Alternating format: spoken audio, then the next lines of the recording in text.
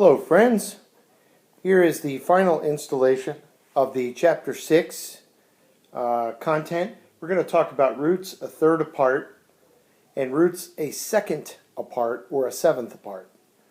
Well, the good news is when roots are a third apart, let's say we're in the key of C and we're moving from a C major chord to an E minor chord, a third apart.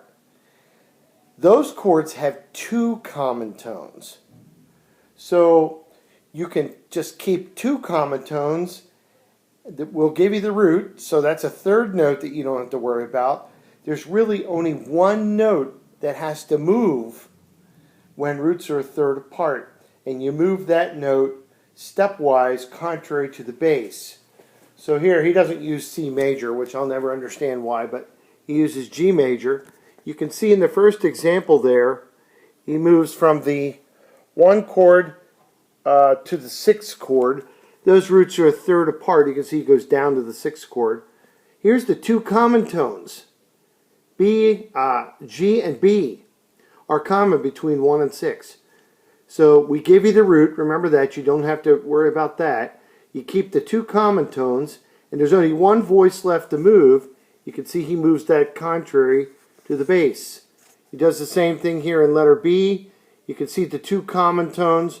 Remember, you don't have to tie them. That's just showing you where they are. And since the bass moves up here, he then takes the one voice that's not a common tone and moves it down by step. So when roots are a third apart, that's a great way to do voice leading. Remember, if you have common tones, you can't get cited for parallelism. That's static movement. That's not parallel movement. So that's a good way to do your voice leading. The other type of root movement in this chapter is when roots are a second apart. So let's go back to C major. If you're moving from a C major triad, the 1 chord, to the 2 chord. Well, now those two chords have nothing in common. C, E, G, and D, F, A. Well, he says if you're going to move with roots a second or a seventh apart, take the 3 tones that have to move and move them contrary to the bass. Kind of makes sense, and you can see what he's done here. Here the root movement is a second, and he takes the 3 upper voices and moves them downhill as the bass moves uphill. He does the other thing here. Notice the bass moves down in letter B. He takes those 3 upper voices and moves them contrary to the bass. So really, these last two items in Chapter 6 regarding part writing are fairly simplistic. He does talk about the deceptive progression. You might want to read that little paragraph on page 88.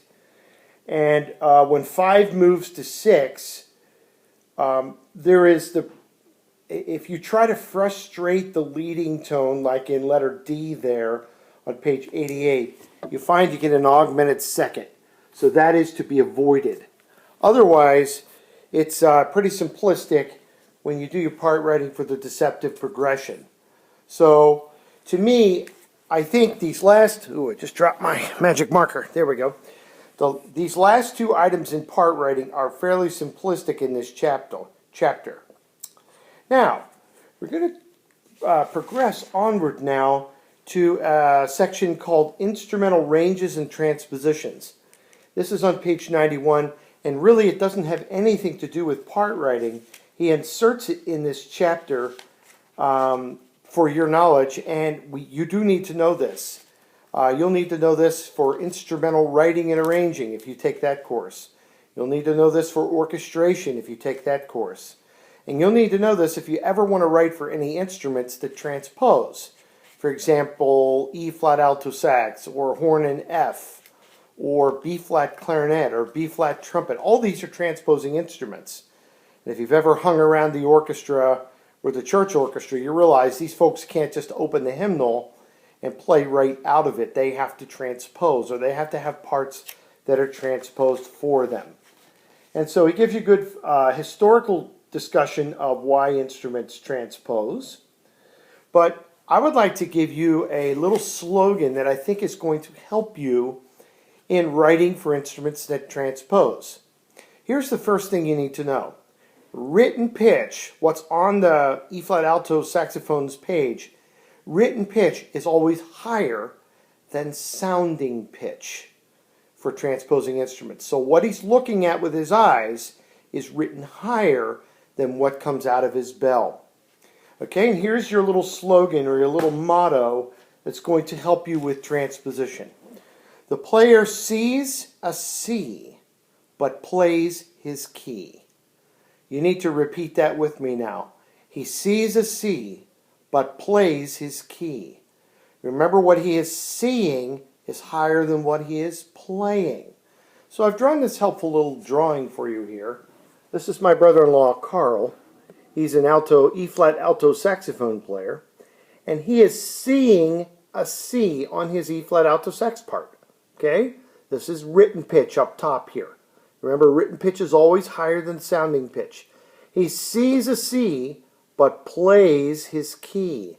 So what's coming out of the bell of Uncle Carl's E-flat alto sax is an E-flat while he sees a C. Now, I call this span right here the magic interval for transposition. Okay? So, you can see C is a major sixth above E-flat. Alright? So, in order to write any music that an E-flat alto saxophone player can play, and in order for it to fit along with the other instruments in the band or the orchestra, you have to write everything a major sixth higher. Okay, so if I want this note to come out of his bell, I have to write a C. We can stay with the E-flat alto sax for just a moment. Let's go up here. Let's say I want an F to come out of his bell. All right? Well, I have to write a note that is a major sixth higher than F in order for F to come out of his bell. Okay? F, G, A, B, C, D.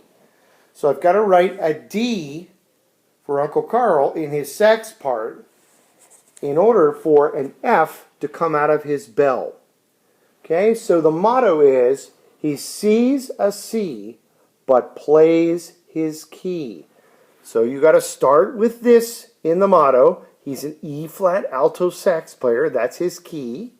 All right, sees a C, plays his key. You figure out what the magic interval of transposition is, and that helps you unlock how to write for an E-flat alto sax player. You've got to write everything a major sixth higher than you want it to sound. Okay? Let's try one more. We only have a minute here before my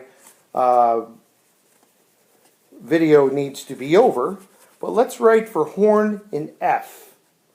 Okay?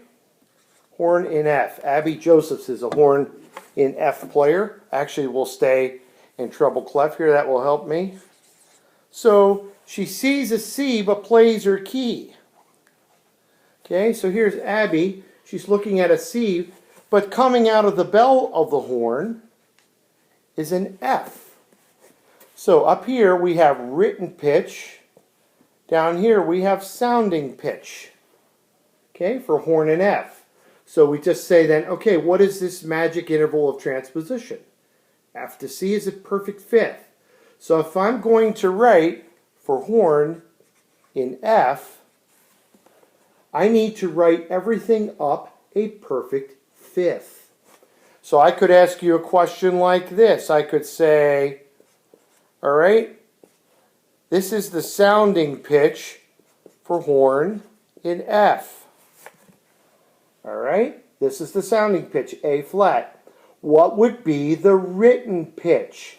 Well, you can figure that out by my little slogan. Sees a C, but plays her key. Horn in F, sees a C, but plays an F. So this magic interval of transposition is a perfect fifth.